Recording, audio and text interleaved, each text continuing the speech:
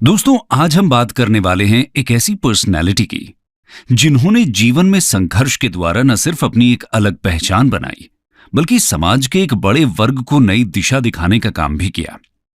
बाबा साहेब नाम से पॉपुलर ये एक Indian jurist, economist, politician, social reformer होने के साथ साथ इंडिपेंडेंट इंडिया के फर्स्ट लॉ मिनिस्टर और इंडियन कॉन्स्टिट्यूशन के प्रिंसिपल आर्किटेक्ट भी रहे। जी हां, हम बात कर रहे हैं डॉक्टर B.R. अम्बेडकर की। तो ये एकदम सही मौका है इनकी लाइफ और संघर्ष को डिटेल में जानने का। डॉक्टर अम्बेडकर के नाम और उनके काम से तो लगभग सभी परिचित होते हैं, लेकिन इन्होंने जीवन में जिन स्ट्रगल्स का सामना किया उनके बारे में अक्सर कम ही बात होती है। इसलिए आज की वीडियो में हम एक लीडर बनने से पहले डॉक्टर अम्बेडकर के जीवन संघर्ष की बात करेंगे और देखेंगे किस तरह दलित लीडर के तौर पर उनका विकास हुआ। तो आइए शुरू करते हैं। 14 अप्रैल 1891 को भीमाबाई और रामजी मालोजी सकपाल के घर एक बेटे का जन्म होता है। रामजी सकपाल एक आर्मी ऑफिसर थे जो कि मध्य प्रदेश के म्हाऊ में स्टेशन थे। मां भीमाबाई अपने बेटे को भीम बुलाने का फैसला लेती हैं। इनके जन्म से पहले ही रामजी के एक अंकल, जो कि सन्यासी का जीवन जी रहे थे, एक भविष्यवाणी करते हैं कि जन्म लेने वाली ये संतान एक दिन वर्ल्ड फेम हासिल करेगी। रामजी और भीमाबाई की पहले से ही कई संतानें थीं। इसके बावजूद उन्होंने भीमराव को अच्छी शिक्षा दिलाने के लिए हर संभव प्रयास करने की ठान ली थी। 2 साल बाद रामजी आर्मी से रिटायर हो जाते हैं और पूरी फैमिली डापोली मूव कर जाती है, जो कि महाराष्ट्र के रत्नागिरी डिस्ट्रिक्ट में लोकेटेड है। ये ओरिजिनली यहीं से बिलोंग करते थे। भीम को 5 साल की उम्र में स्कूल में दाखिला दिलाया जाता है, लेकिन पूरे परिवार के लिए रामजी को मिल रही छोटी सी आर्मी पेंशन पर गुजारा करना मुश्किल हो रहा था। ऐसे में रामजी के कुछ दोस्त जब उनके लिए सतारा में जॉब ढूंढ लेते हैं तो परिवार एक बार फिर मूव करता है, लेकिन कुछ समय बाद ही इन्हें एक ट्रेजेडी से गुजरना पड़ता है। भीमाबाई, जो कुछ समय से बीमार चल रही थी, उनकी मृत्यु हो जाती है।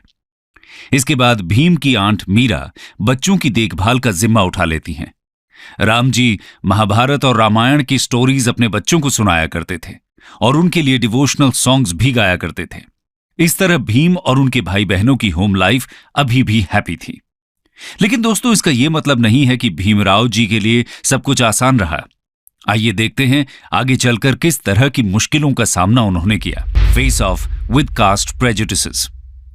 छोटी उम्र में ही भीम का ध्यान इस ओर जाता है कि उनके और उनकी फैमिली के साथ कुछ अलग तरह का व्यवहार किया जाता है। स्कूल में उन्हें बाकी स्टूडेंट्स की डेस्क से दूर रूम के एक कोने में रफ मैट पर बैठना पड़ता था। ब्रेक में उन्हें उस बर्तन से पानी नहीं पीने दिया जाता था जिससे बाकी बच्चे पिया करते थे। भीम को यह समझ नहीं आता था कि आखिर उनके साथ ये अलग व्यवहार क्यों किया जाता है। उनमें ऐसा क्या गलत है। एक बार उन्हें और उनके बड़े भाई को समर हॉलिडेज स्पेंड करने के लिए गोरेगांव ट्रैवल करना था, जहां उनके फादर कैशियर की तरह काम कर रहे थे। ये ट्रेन से उतरकर लंबे समय तक स्टेशन पर इंतजार करते हैं, लेकिन रामजी इनसे मिलने नहीं आ पाते। भीम और उनके भाई काफी वेल ड्रेस्ड, क्लीन और पोलाइट थे।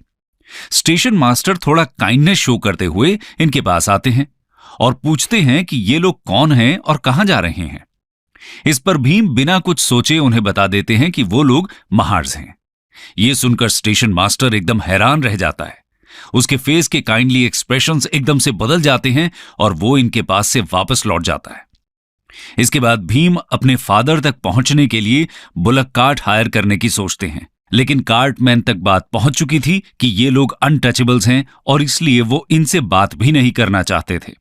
फाइनली इन्हें जर्नी की यूजुअल कॉस्ट का डबल पे करने के लिए राजी होना पड़ता है और साथ ही कार्ट को ड्राइव भी खुद ही करना पड़ता है। कार्ट ड्राइवर कार्ट के साथ पैदल ही चलता है क्योंकि उसको इनसे पोल्यूट होने का डर था। हालांकि एक्स्ट्रा मनी की वजह से वो कार्ट को बाद में प्योरीफाई करने पर राजी हो गया था।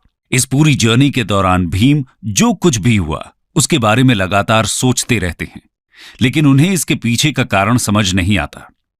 वो और उनके भाई एकदम क्लीन और नीटली ड्रेस थे, फिर भी उनके स्पर्श से सभी चीजें पोल्यूट कैसे हो सकती थी। भीम इस इंसिडेंट को कभी नहीं भुला पाते। जैसे जैसे वो बड़े हुए, इस तरह की सेंसलेस इंसल्ट्स ने उन्हें रियलाइज कराया कि हिंदू सोसाइटी जिसे अनटचेबिलिटी कहती है, वो एकदम स्टूपिड, क्रूअल और अनरीजनेबल है।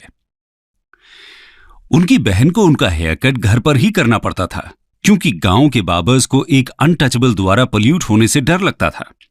अगर भीम अपनी सिस्टर से पूछते कि वो अनटचेबल्स क्यों हैं, तो उनके पास एक ही जवाब होता था कि ऐसा हमेशा से होता आया है। भीम इस जवाब से संतुष्ट नहीं थे। वो जानते थे कि ऐसा हमेशा होता रहा है का ये मतलब नहीं है कि इसके पीछे कोई जस्ट रीजन है या आगे भी ऐसे ही होते रहना चाहिए। ये सब चेंज हो सकता है। ये तो बात हुई भीमराव जी के कास्टिज्म के साथ कुछ शुरुआती अनुभवों की।